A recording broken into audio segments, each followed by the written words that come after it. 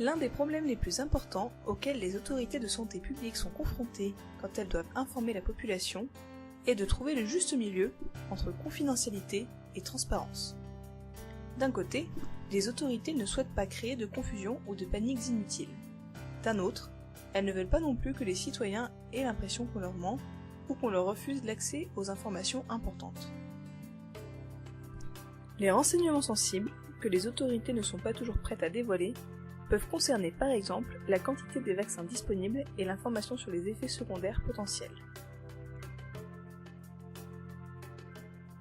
Aujourd'hui, la communication sur les épidémies et les pandémies est principalement une communication unilatérale provenant des autorités et des experts. Ceux-ci possèdent toute l'information sur l'efficacité des médicaments, ainsi que sur la propagation et la sévérité de la maladie. Ce sont eux qui prennent des décisions sur le processus de préparation, la réponse et les plans de secours dans le cas du déclenchement d'une épidémie ou d'une pandémie. Il est également possible d'adopter une approche alternative et d'inclure les citoyens. Les autorités de santé publique pourraient communiquer avec la population par différents moyens et prendre en compte par exemple les préoccupations sur les effets secondaires, même si ceux-ci n'ont pas encore été confirmés scientifiquement. Le vaccin contre le virus HPV, qui concerne les jeunes filles, pourrait être un des exemples où les patientes éprouvent un réel effet secondaire qui n'a pas été prouvé scientifiquement. Les plans de préparation à une épidémie pourraient se baser sur la contribution des communautés locales qui fourniraient aux autorités de santé des informations spécifiques à leur communauté.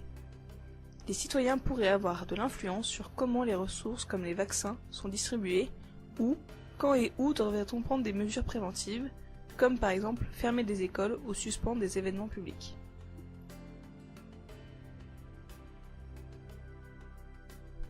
D'une part, les citoyens ont le droit d'être impliqués dans les décisions qui les concernent directement, mais en plus, ils ont des informations précieuses sur les conditions locales pouvant améliorer l'efficacité de la stratégie choisie contre les menaces de santé publique.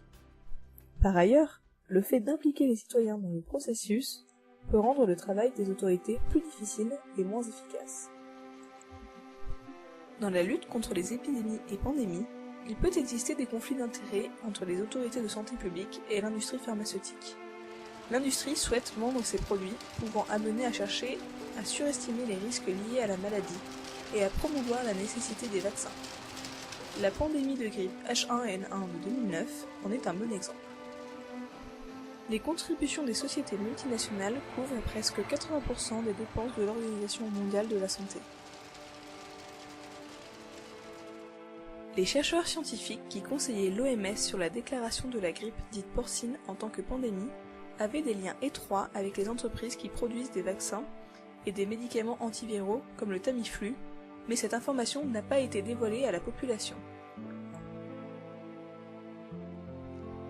La façon dont l'Organisation mondiale de la santé a géré la crise de la grippe porcine a influencé largement la compréhension générale des risques associés aux pandémies. Une étude allemande a démontré que, au point culminant de la grippe porcine, seulement 18% des participants ont déclaré avoir perçu la maladie comme un risque élevé. Cette proportion est tombée à 10% en janvier 2010. La perte de confiance envers les autorités de santé a également affecté la vaccination de la grippe saisonnière et a contribué à développer la méfiance du public à l'égard des vaccins contre la rougeole et la polio.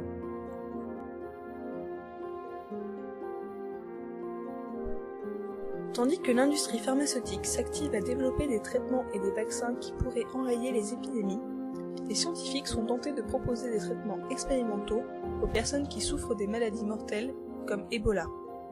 Par exemple, un médecin américain, Keynes Brantley, qui a été infecté par le virus Ebola au cours d'une mission anti-Ebola au Libéria, s'est traité lui-même avec un médicament expérimental non encore approuvé par les autorités américaines et a guéri. Today is a miraculous day. I'm thrilled to be alive. Du point de vue éthique, le fait de proposer des médicaments expérimentaux est sujet à caution car les effets secondaires, ainsi que les bénéfices potentiels, ne sont pas encore complètement connus.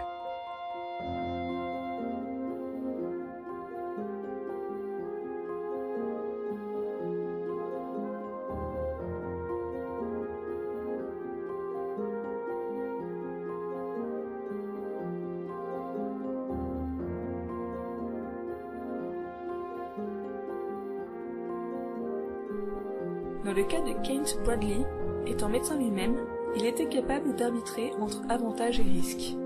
Dans d'autres cas, les médecins peuvent aussi être motivés par le désir d'être pionniers dans la découverte et la publication des premiers effets d'un nouveau traitement, ce qui peut les amener à inciter leurs patients à tester de nouveaux médicaments expérimentaux.